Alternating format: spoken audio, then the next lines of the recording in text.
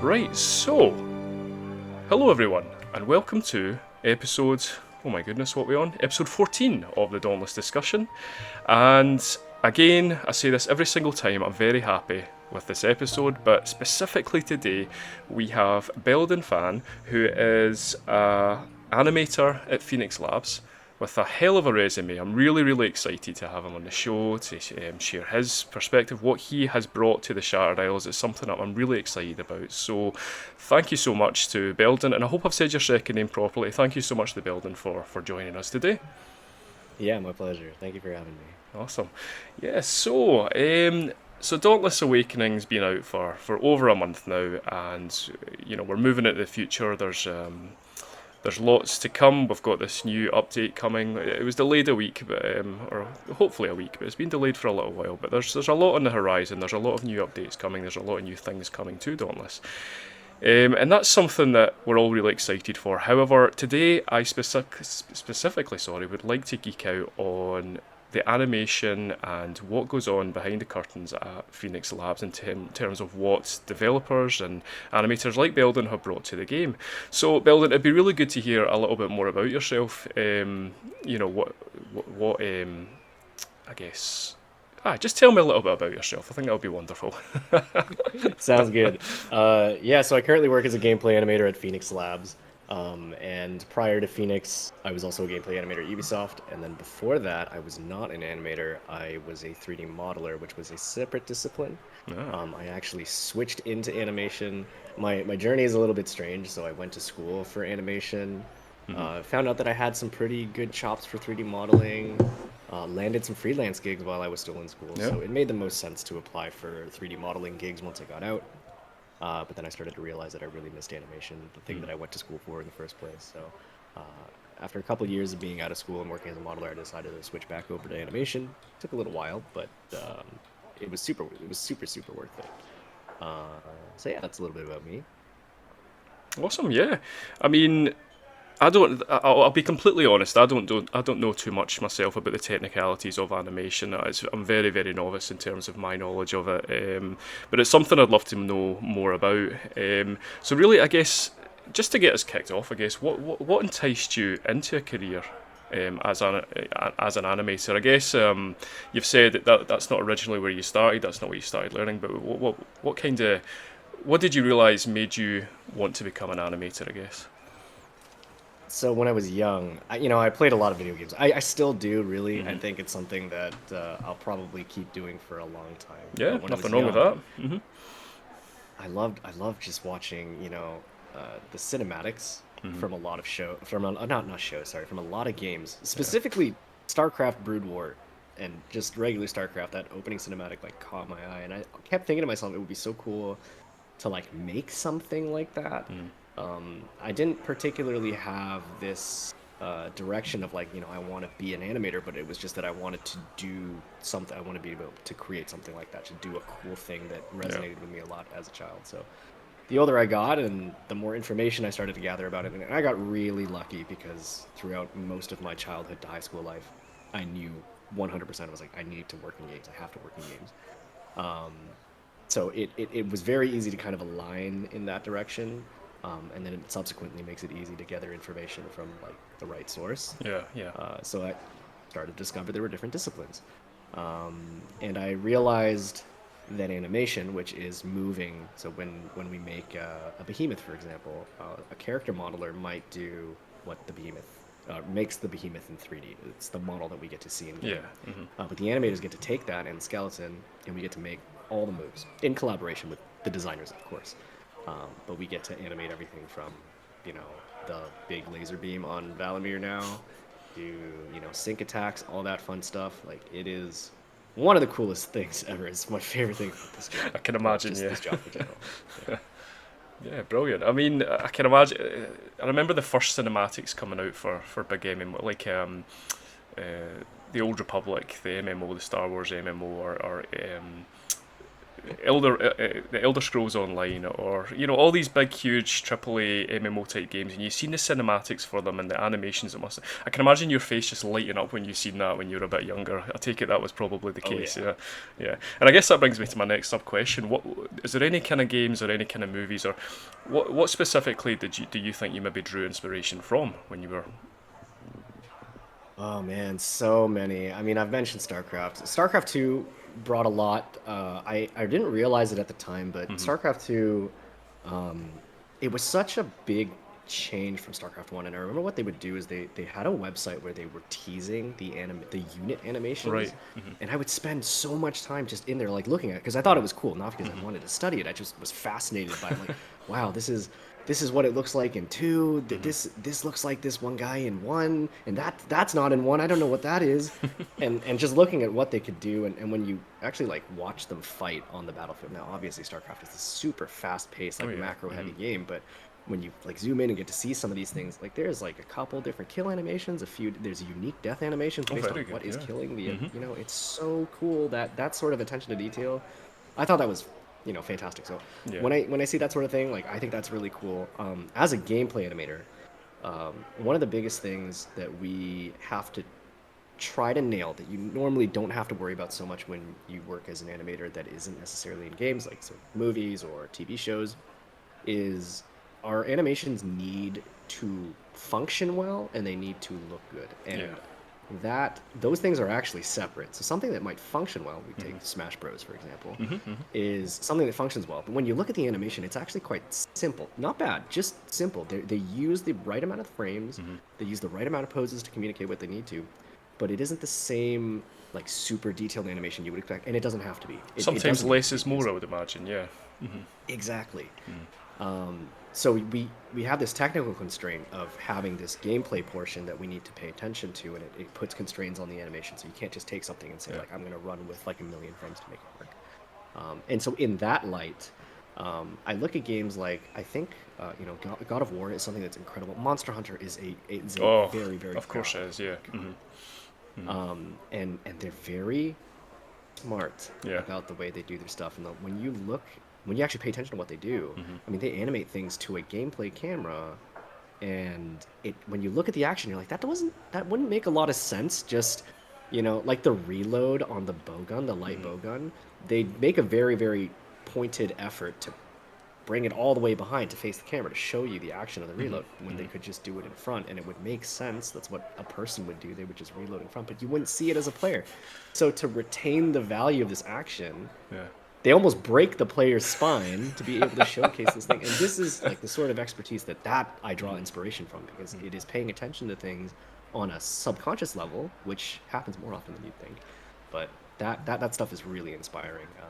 And I'd like to see like I love to consume media that does that Yeah. super well. It's something that I wouldn't even. I mean, I guess when you put it like that, when you put all this work into animation, you want it to be seen. You don't want it to be hidden in front of behind the camera where it's out of sight. It's something you want to Mhm. articulate.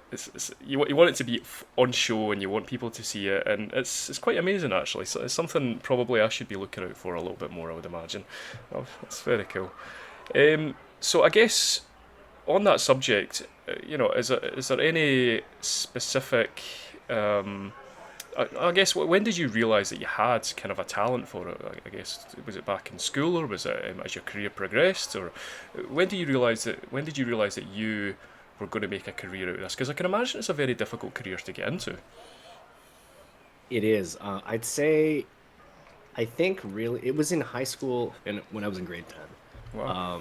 And in grade 10, I had met my comtech teachers of Hmm. communications technology, and that's like a variety of media that you can do. But Yeah. there was a segment on animation, and I feverishly loved this stuff. And I would do like I wouldn't do my homework. I would just try to make like these really crappy like 3D films using like Yeah. free software like Blender when I was just in high school. Yeah. But this teacher really kind of pushed me, and his name was Paul Chislett. I'll never forget him because he was very like encouraging. And what he actually did was he brought to my attention that there was a provincial competition that I could take Hmm. part in, where it's just a bunch of competing high schools in the province area of Ontario for animation. And if you won, you had a chance to represent the province and compete all around Canada, Yeah. which was crazy. So myself and a colleague at the time, we paired up and we decided to sign on as a team and do this challenge, and we won the provincial competition. And we Yeah. were so sure we were not going to win that we Hmm. sat at the back of the stadium during the award ceremony, and they called us up, and it just at the same time, him and I just look at each other like, what? I had to sprint all the way down just to get, and the guy was like, I'm a relatively short guy, Yeah. but I was even tinier at like when I was running up the 10th grade, stairs, and the yeah. guy was like, "Man, are you even old enough to drive? Like, what the heck?" It's the first thing he said when I ran up. But That's quite from impressive. that point, I was like, I have to make a job out of this. Yeah. Oh, it's amazing how teachers we have at a young age can inspire us and can stick with us. I can think of teachers from when I was younger. There was a teacher who I used to write little comics, and I used to draw little cat figures into these comics, and this teacher loved it. She thought it was amazing, and she encouraged me to do it and fulfill it. It turns out when I grew up, I was actually terrible at it, and I can't draw to save it for myself. But still, it was that inspiration, and it's that lovely kind of it's the lovely prompt that I think so many people need and not everyone gets. So it's really good to hear that you did have that growing up. And look where it's led you today. I mean, you look at your resume. I mean, Ubisoft, and you've done things for film as well. I mean, it's quite incredible actually. What would you say was maybe your first big gig? When do you think you realised, oh, this is it. I'm here. I've done it. I've made it. That's a very interesting question because I have a very interesting answer for you. Okay. Um, I I have. It's humbling that you bring up my accomplishments. Hmm. I still feel like I haven't really accomplished that much, but I'll delve into that a little bit because really, I think what we all tend to do is we put standards on ourselves or we Hmm. put specific accomplishments. And then I have this bad habit of, I'll achieve things from time to time, just Hmm. like anybody. But, Hmm. if I haven't achieved this thing that I've put in my head and I've set this goal that I've put on a pedestal Yeah. as the thing, right? Then clearly I have not achieved anything. Um, but I think I remember for a long time, I wanted to work at Ubisoft, and it was for two things.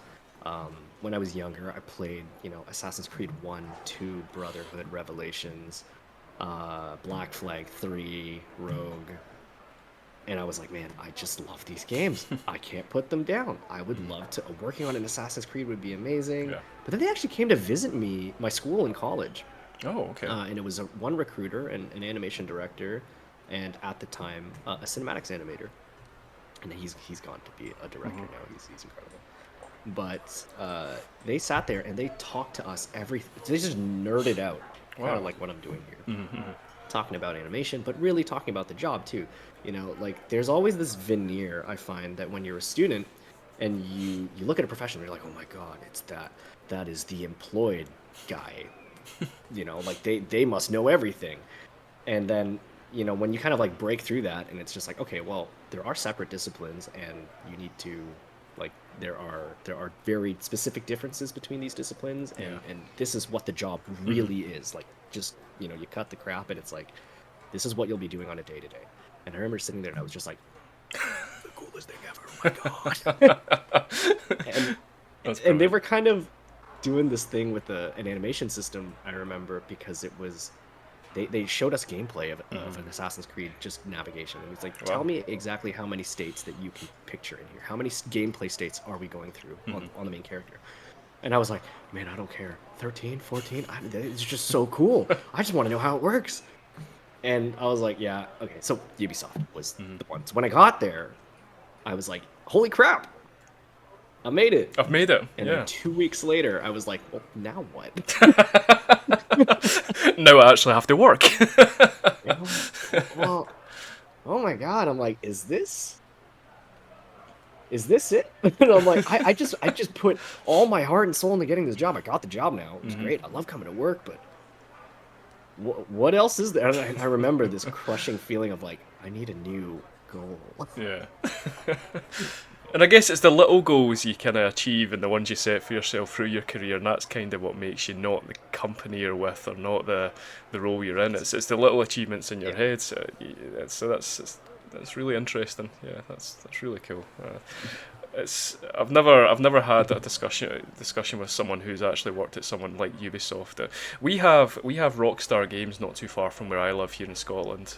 So Yes. we have obviously the Grand Theft Auto, and a lot of people that seems to be where a lot of people at University of Dundee want to be when they're doing these kind of things. But it's a rare occurrence to actually get to talk to someone who has worked at a company like this. But to hear someone so down to earth and modest about it, that it's just Ubisoft, and it's the achievements I set for myself that are my goals. I find that it's quite humbling actually.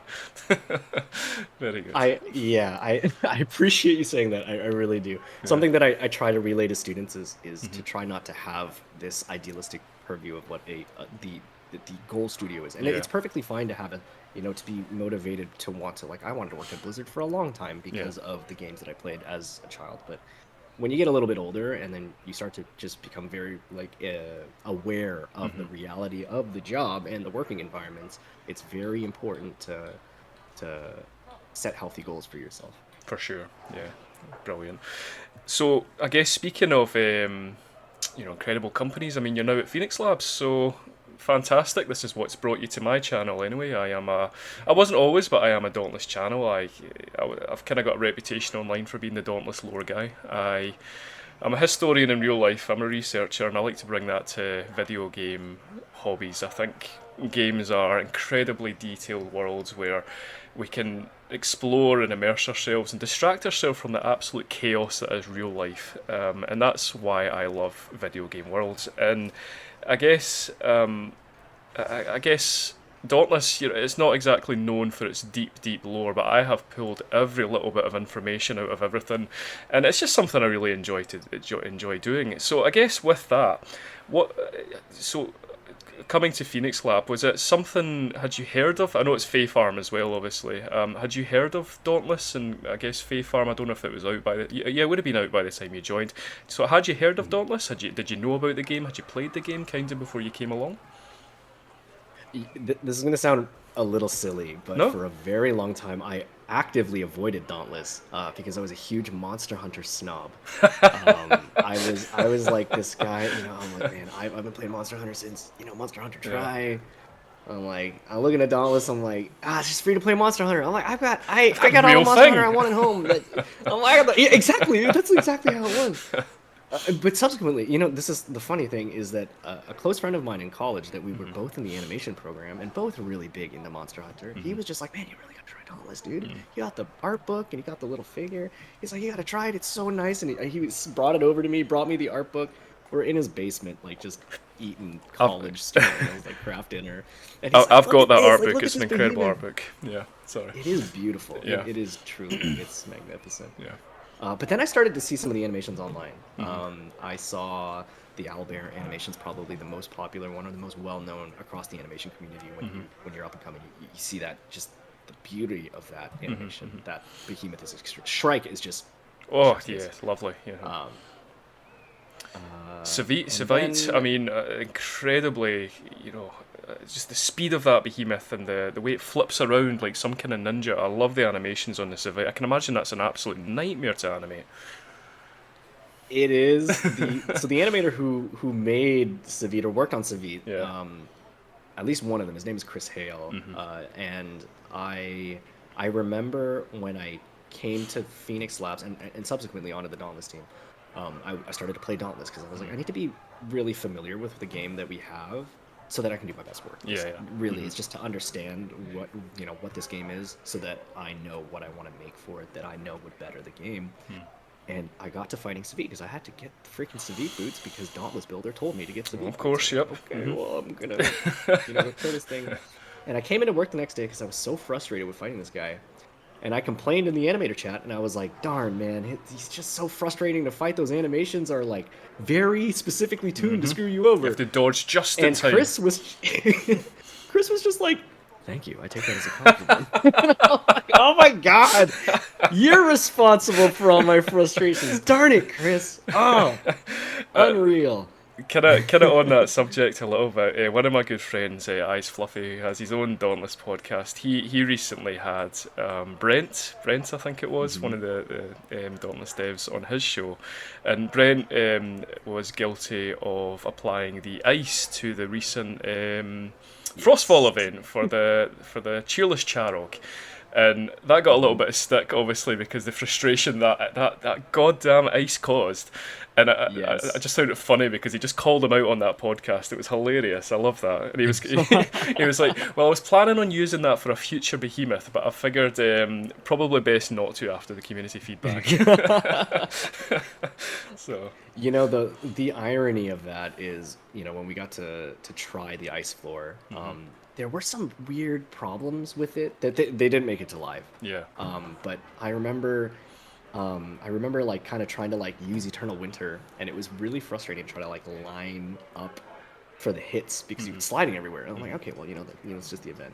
But then when Brent said, "Oh, I was planning on using this for a future behemoth," I was like, "Oh, I put two and two together. This is an animation that I've been working on Uh-huh. that he had been telling me would be freezing the floor."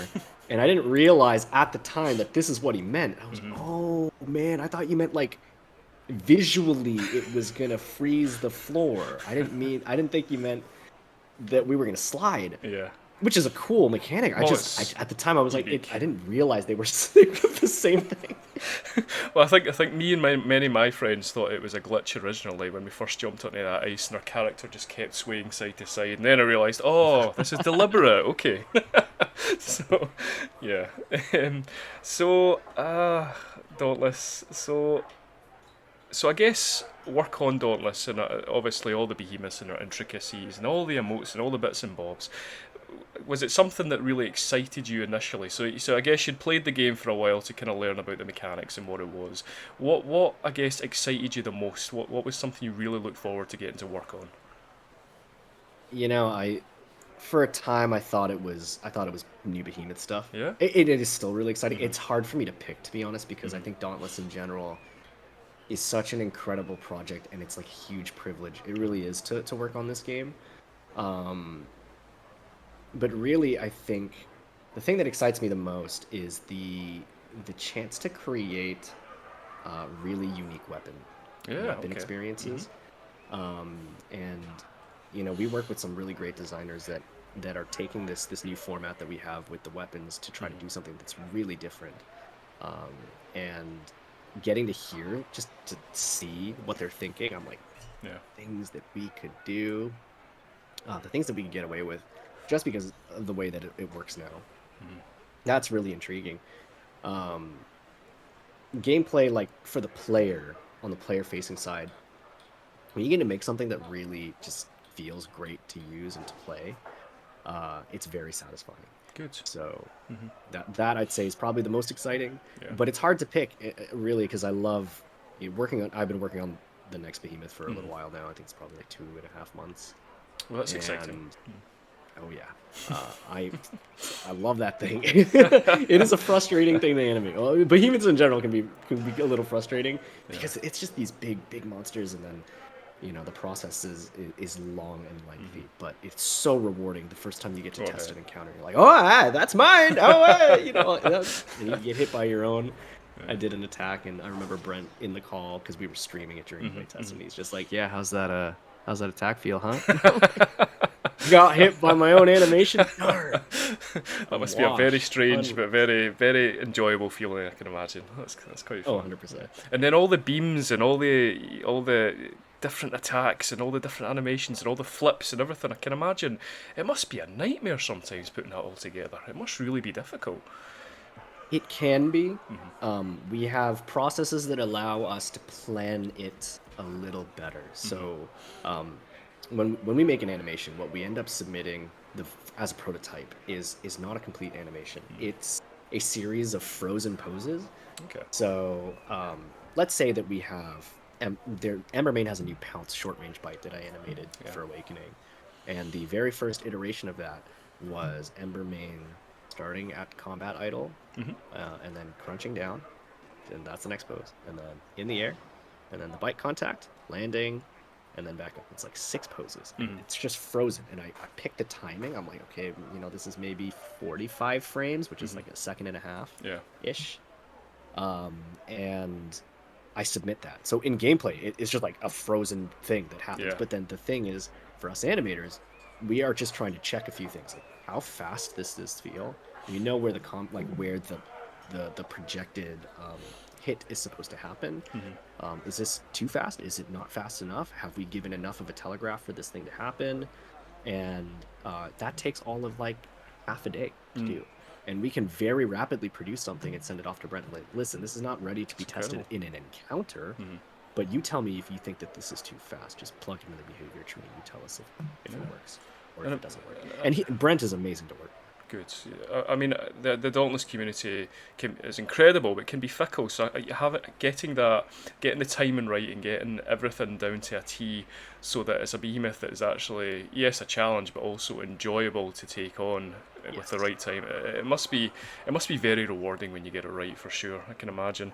it And is. then you talked about weapons. I seen that you did some work on the alluring moons as well, and the summoning of the Chaoxes. Yeah, the Chaoxes. Yes.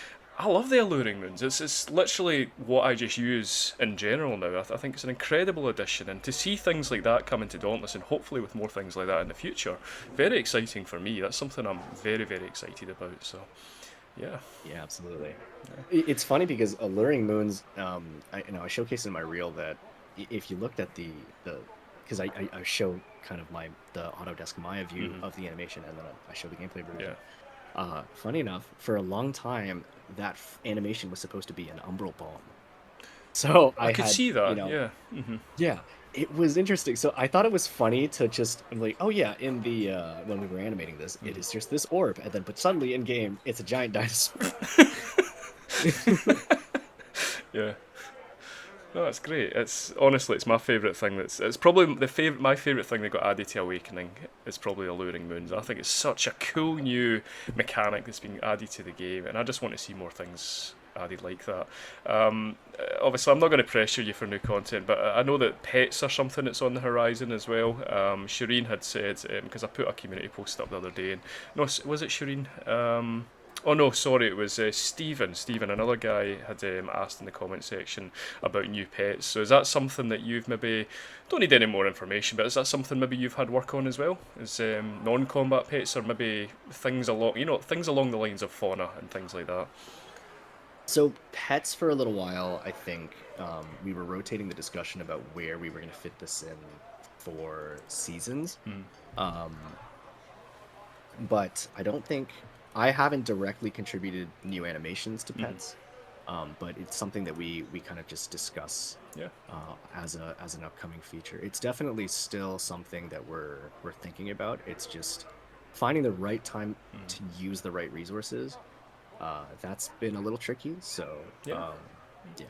Great. Well, it's exciting that there are things like that planned in the future. And as I said, the alluring moods, having that in the game was something I kind of wanted quite a long time ago. When we had the Artificer Omnicell, where that little kind of robot lantern thing followed you around, I wanted to see more things added like that. So I think the alluring moons gave me that. So it was very cool to see that you did work on that as well, for sure. All right. So I guess the next kind of line of questions talks about more specifically what you've worked on, and again, I've had an idea. I've seen you worked on Valomir animations and Embermane animations. Is there anything else?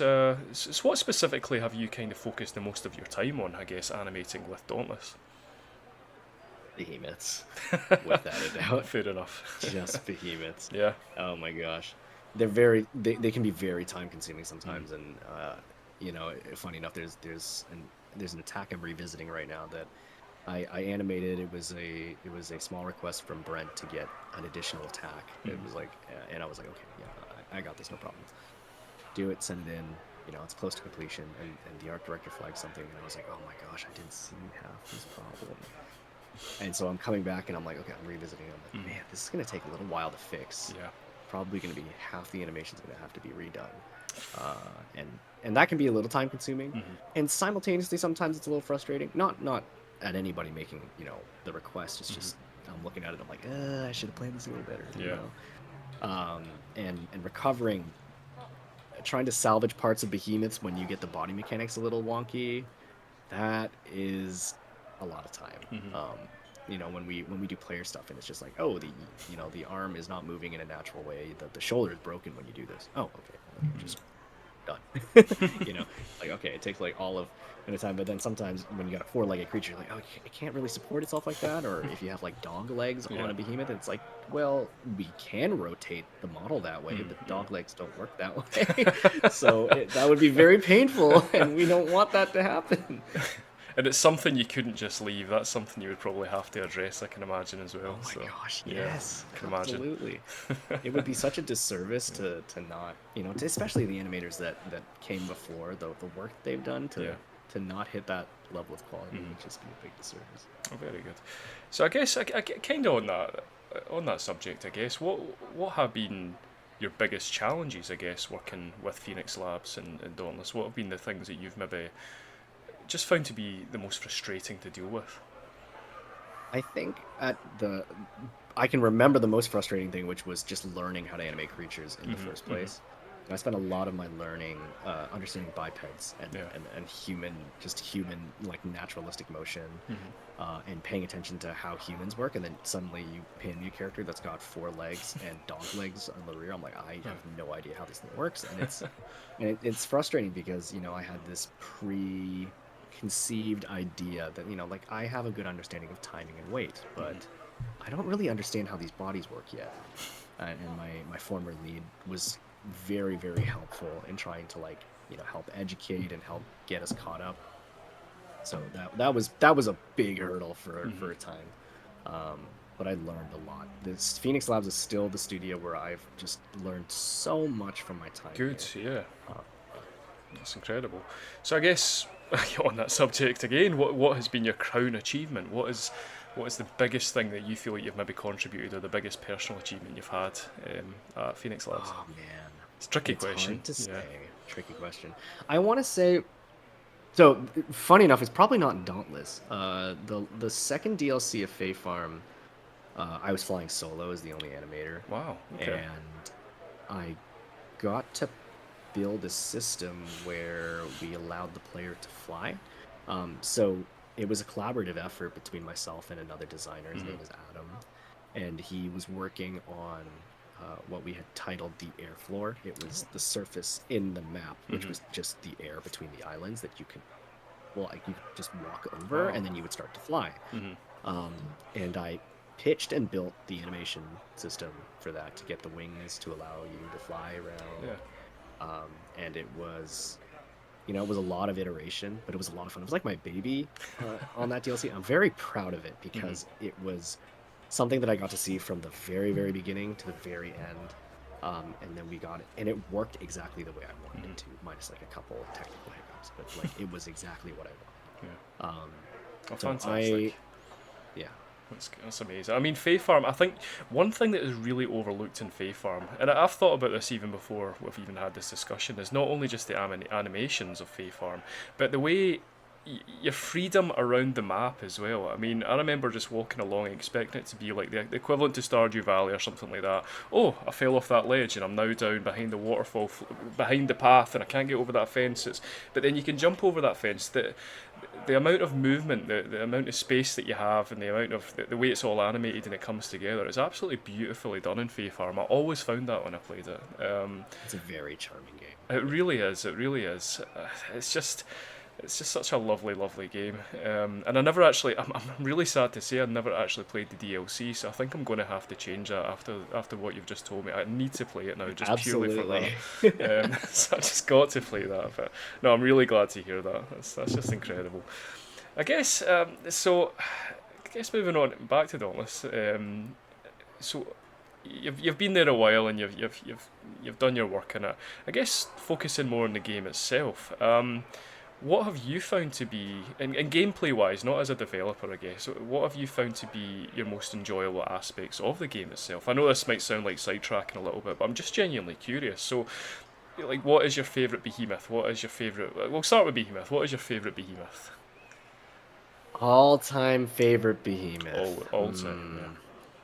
That's a tough one. I I feel like it's a cop out, but maybe it's a tie between Shroud and Phalanx. Now, I'm a big fan of the Shrike moveset.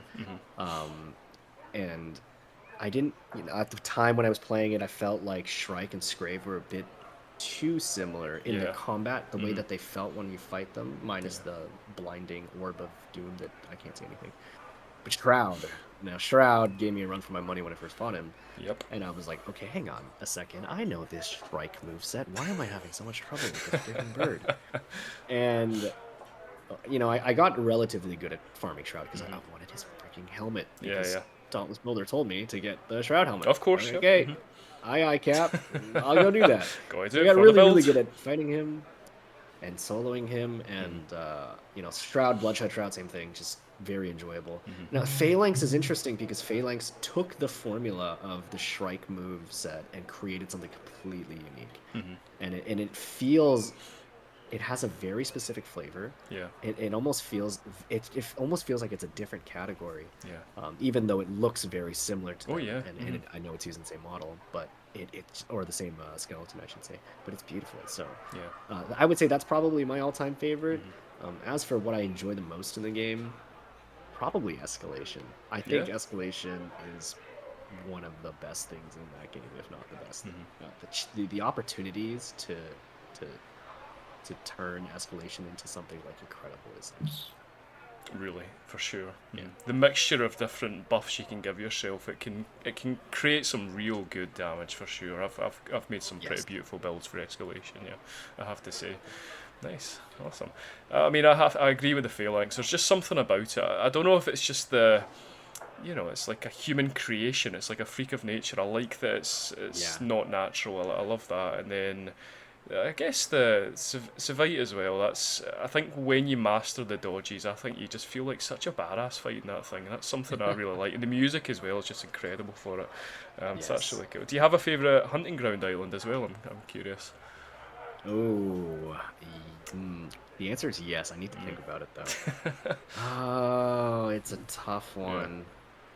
I think for a time it was Paradox Breaks. Mhm.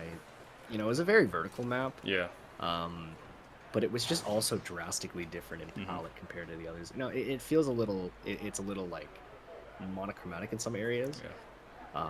But to go there and to just get to glide around, you can go all the way up in the air. Aye. And then there's a huge arena at the back, which I didn't get to fight around the time when Chronivore was there, but now I get to fight Alira, or I did get to fight Alira. Yeah. And that was a lot of fun. Oh, that was great back in the day. When that first dropped, I used to stream back then. Actually, it was before I had the responsibilities of a child and a full-time job and all that. And I just spent weeks and weeks streaming, fighting that Chronivore on the Paradox breaks. I loved that. It was such a good time in my life. Dauntless has given me so many good memories. It really has. Oh, fantastic. All right. So I guess moving on from that, I guess look into the future. So, and all the things that you've got to look forward to, all the challenges you might face, not given any obviously information that you don't need to, but is there things that you're specifically excited for the most that maybe you've been working on, or things we already know about, or things that we might not? Is there something that it's a difficult question because I don't obviously want you to give me any information that you're not ready to give just now. But is there something that you're very excited about that you're working on? Yes, the new behemoth. That will always. That's gonna be the number one thing. Brilliant. There is. I believe. I don't know if we can say which season it is, but there is an upcoming weapon that we're prototyping at the current time. Okay. That I'm also very excited. That if it pulls off the way that we want to vision wise, I think it's going to be a very unique take on what weapons can do. Nice. It has some technical hurdles that come with it, but it's very exciting to work on. But that new behemoth has been my life for a little while, so I think we're excited to see it out the door. But also we have a fair bit of play testing to do, and I've got a fair bit of animating still to do. Yeah, So. I bet, yeah. And then there'll be a lot of tweaks and probably patches and community feedback and all that you'll probably have to deal with as well, I can imagine. No, that's it's really encouraging. I mean, I always said like Dauntless was at a place where I feel like it needed a big change. So I think with the awakening update, good or bad, it needed the awakening update. So moving into the future with it, it's something I'm really excited for, and it's good to see the enthusiasm in the team as well. I can see it all over your face. It's something that you really do enjoy doing, which I think is absolutely wonderful. It really is. But I think genuinely that's all the questions I had for you. I'll just jump to my community section because I had a couple of people that just had a few things. Hamo had stated, and this was towards yourself, Belden. He'd said, um, "Good luck, buddy. Remember to stay positive." That's something he said to you. So, Oh, that's so um, sweet. Kronos says, "Congratulations, my friend. I wish you can keep up with a good job, and you're fine in there." That's what Kronos has said. Um, Aw. Shireen, the wonderful Shireen, an incredible content creator who covers a lot of Dauntless content. I'm sure you've heard of Shireen before. Yes. Shireen has stated, oh, this is actually a question. This might be a good one for you. So also, what was the direction to give well-known behemoths like the Embermane and Valamir new animations, which are great and they make the game feel fresh? Did the testers also struggle to get used to them? I'm not used to getting slapped around so, by the Embermane, she says, because obviously they changed the routine of the Embermane. Do you have an answer for that one, Ashley? I'm curious. I do. So this is interesting. My perspective may differ from some players' Mm. perspectives, but I know that what Brent wanted to do first and foremost when he got his hands on Embermane, he was like, this needs a refresh because, and a lot of what you'll hear is, Embermane is the boop tutorial, Yes. Mm-hmm. and so I've got about $200, not $200. I've got about 200 hours in Dauntless, but so I'm a relatively new player. And I still remember, I was like, man, fighting Embermane, the only time I really go to fight this thing for any sort of fulfillment is Mm-hmm. to fulfill my bounty card. Because I'm like, oh man, That's what I I used need it to get for. 10 Mm-hmm. interrupts. I'm just gonna go smack Embermane, and I'm just gonna sit there and smack him, and oh, and bounty done. Now I'm gonna kill you In because you 20 have nothing else. seconds, easy done. Yeah. Yeah, Mm-hmm. exactly.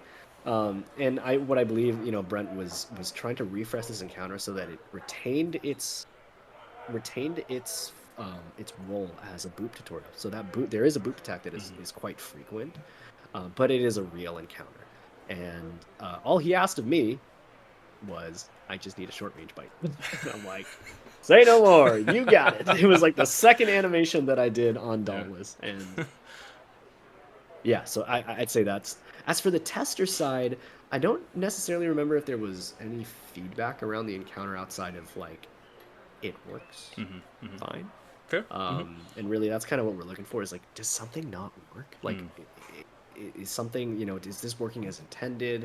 Yeah. Maybe if that snap bite suddenly Dendervane's jaw falls on the ground, it's like, that's not supposed to happen. That's a problem. And you'd be surprised. Sometimes, actually, I have a fairly funny one. I bet. You would never expect some of these bugs, but like there was, we did the to and fro chain blades, which are Mm-hmm. based on the Boreas chains blades. Yeah. Yeah. And one of the testers messaged me. He's like, I don't know what's going on, but the handles are stretching. And we went and looked at it in game, and you would toss the chain blade for the chain blade gap closer, Mm-hmm. and the handles would go with it. But then half the handle would stay in your hand, and you would just get this big long tube that flew out. And you're like, what is going on? Yeah. This wasn't. And then I went back and I checked the Boreas chain blades, and I was like, that's not a thing. Like, what's Okay. going on? So that's like a whole thing. But yeah, I it bet you've was. seen some ridiculous looking glitches and bugs and Oh things my like that gosh. in your time. I can imagine you have for all different games and all different companies you've worked with. I bet there's some belters out there. Yeah. Very good. So yeah, that was Shireen, and I think that was basically everything I had on my end. I guess that's really it. So, Belden, thank you so much for taking the time from your weekends. I really do appreciate it. If Belden, animator at Phoenix Labs, please go and check him out on his socials. Absolutely incredible resume with such a good history, and his illustrations and artwork are just honest. I don't know how you can come up with this kind of stuff. It really is. It just amazes me. I'm a theoretical person. I'm not actually practical or useful in any way whatsoever. So when I see people who are talented, it really just blows me away. So no, thank you very much, Belden. I do appreciate it. No, thank you. That was so nice. What the heck? No, it's very true. It's very true. Yeah, it's Dauntless is a game that it's going for it's going for a tough time just now. But I think with community feedback and with enthusiastic developers, I think we can get through it. And there's so much to look forward to in the future. And yeah, I just appreciate the time, Belden. Thank you. All right. Likewise. Thank you for having me. Anytime. All right, so that'll be all for today for this Dauntless discussion. I've got a lot of really exciting things planned in the very near future. I'm going back to the lore again. I'm going back to that exciting thing. So watch this space. But until next time, see you later.